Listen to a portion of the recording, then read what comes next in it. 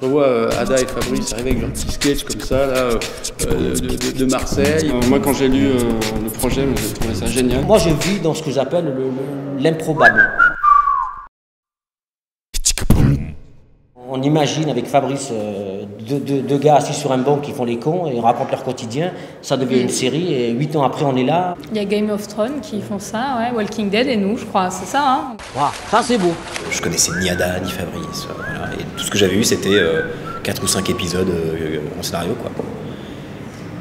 Et j'avais trouvé ça tellement drôle, mais vraiment parce que c'est de l'humour noir, parce que c'était piquant où il fallait. Il y avait déjà donc ces premiers épisodes qu'on a tournés sur les mecs qui s'engueulent sur le montant de leur allocation adulte handicapé. Et quand même 310 balles la jambe morte. Atrophiée. Monte Thomas, fais ça.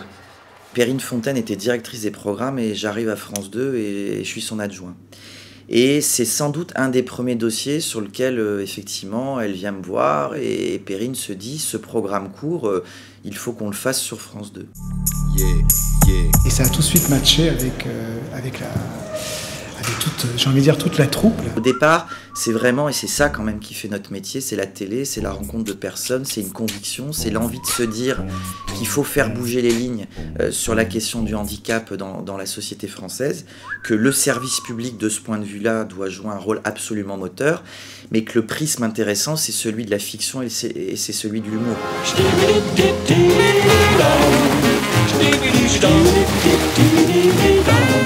Ils sont arrivés avec leur envie, leur naïveté, leur candeur aussi, parce que c'est vrai qu'en plus ils ne connaissaient rien au métier, donc il y avait cette fraîcheur-là, et vous les avez accompagnés vachement bien.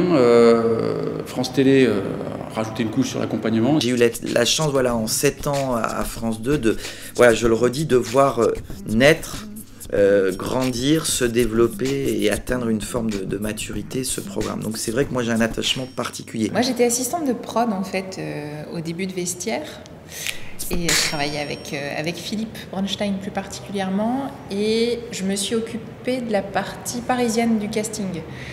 Donc j'ai vraiment appréhendé Vestiaire, disons, par le casting, quoi. Oh, il dit bonjour, ils m'ont pris de suite.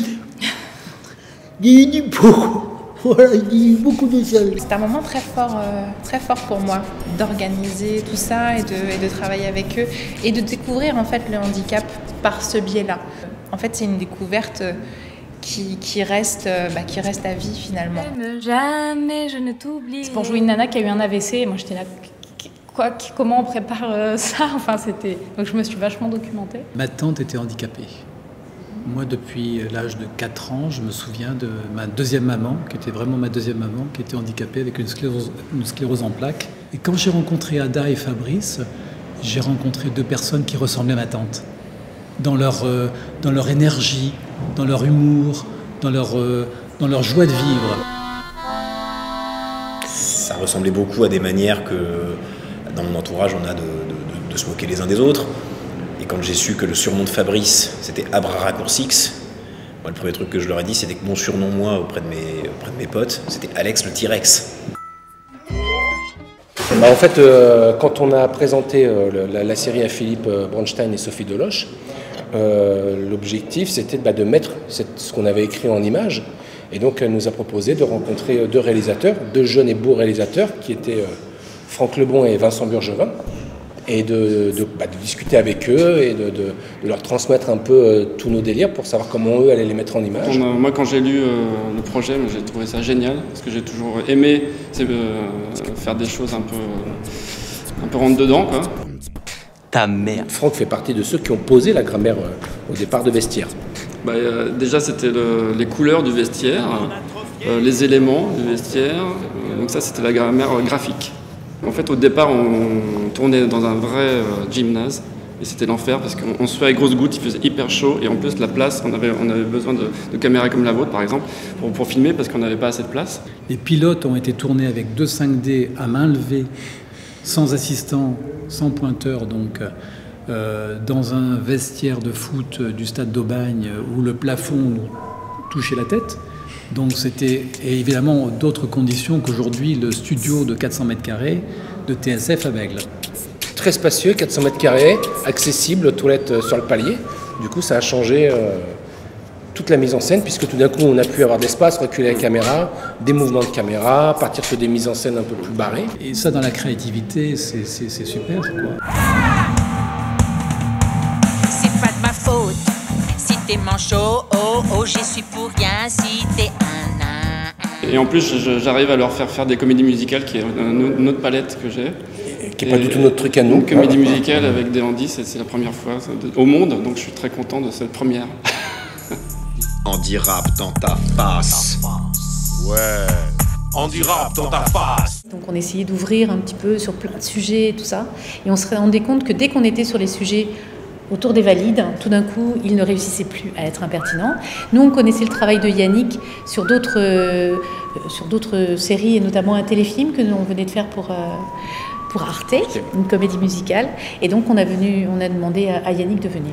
C'est Philippe Bronstein et Sophie Deloche qui m'ont contacté pour écrire. D'abord, je crois que c'était pour inventer un personnage à Clémentine Célarié.